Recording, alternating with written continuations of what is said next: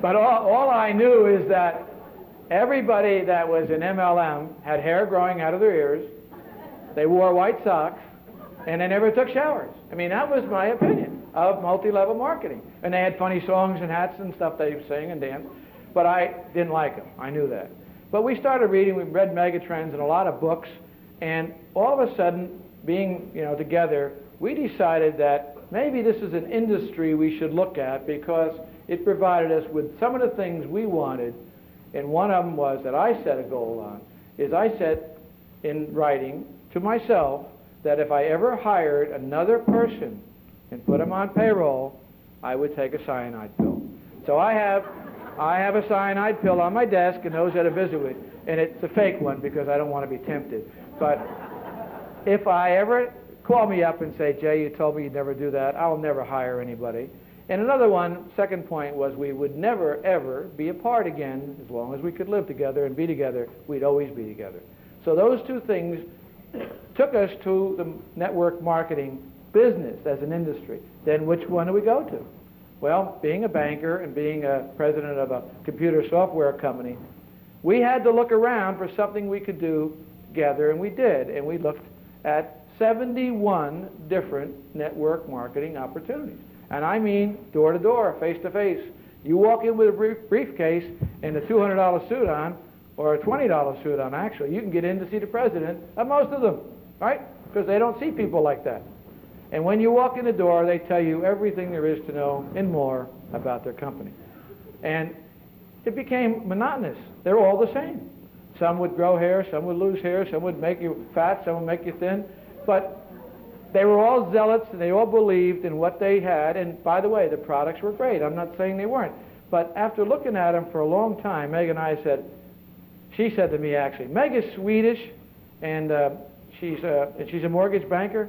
Does that tell you a couple things? One is she never is wrong, and two, she doesn't trust anyone, right? She's been lied to all her life as a mortgage banker, so she said if they swallow it or rub it on their skin, we're not doing it.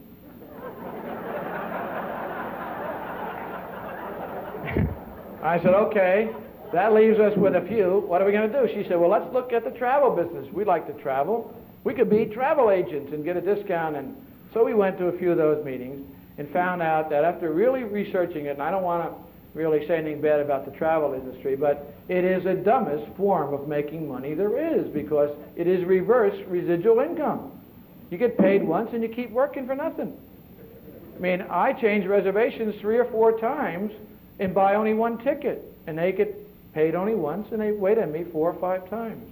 So think about that. I turned that down because of 2 reasons. That was dumb, but the second one is I would have to deal with people like me. No way. So what does that leave us? Well, we found a thing called the long-distance business. And I said, I don't know much about it, Meg, but I understand it's network marketed now, and we heard about Sprint, we heard about MCI, we heard about AT&T, and those are the only 3 carriers I ever heard of. And I spent $15,000 a month on long distance, but did not know the name of my carrier in 1988.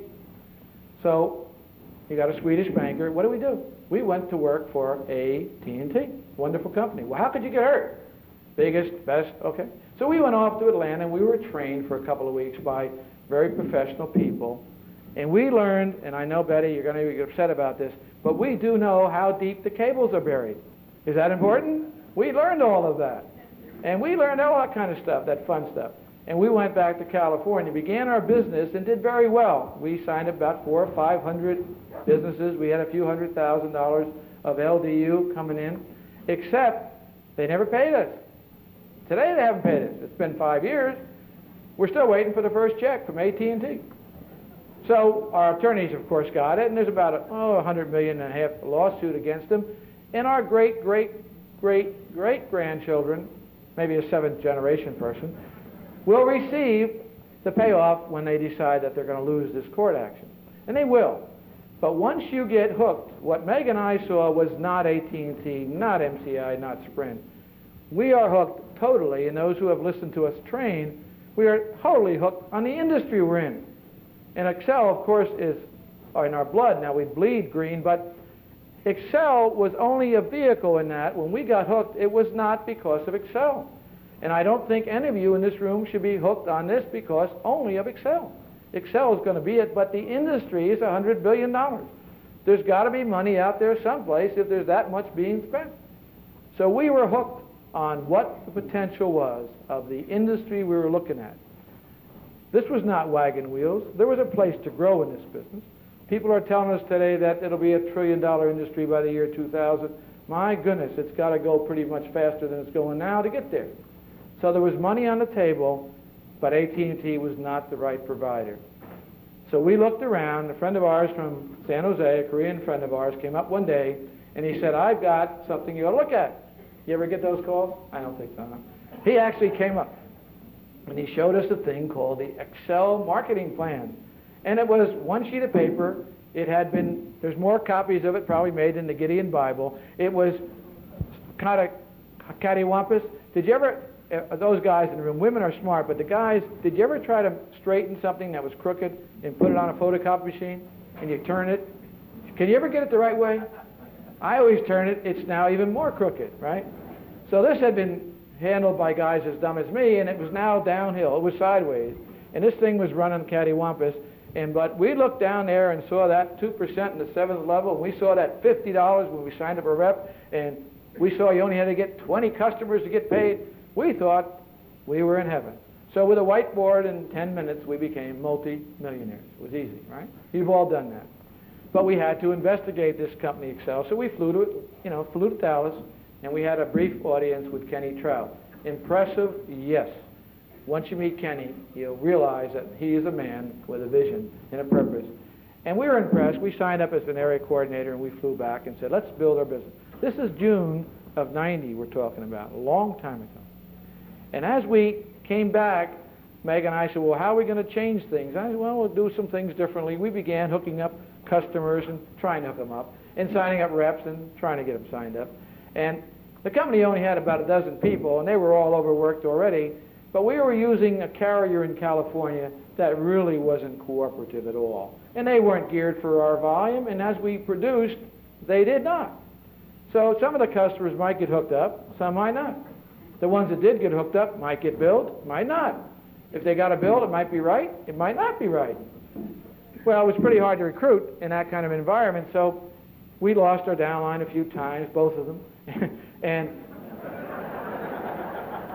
we had to start over a few times, but as we went through it, we learned that our purpose and vision was the same. It was just that Kenny was getting his act together.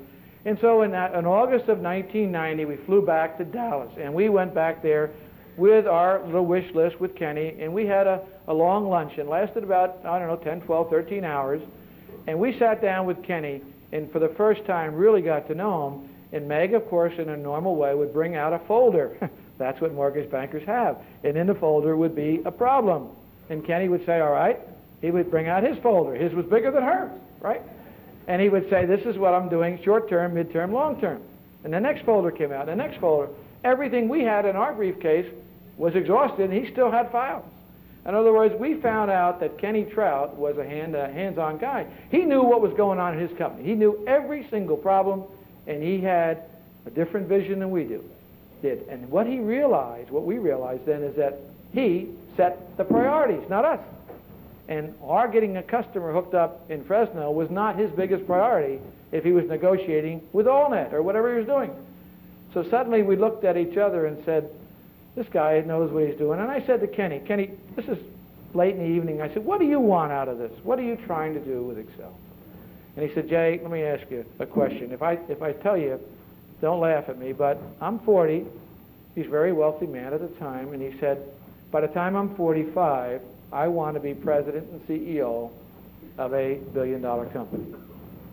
I said, that's good. He says, by the time I'm 50, I want to be president and CEO of the largest long-distance company in the residential business in America.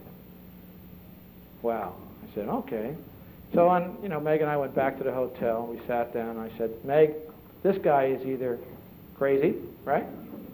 He's smoking something that we sell in California. It's illegal. Or he's going to do it. And supposing he does it, do you want to be on this bus or not? So we flew back home, And since that date, we have not done one other thing but excel day and night,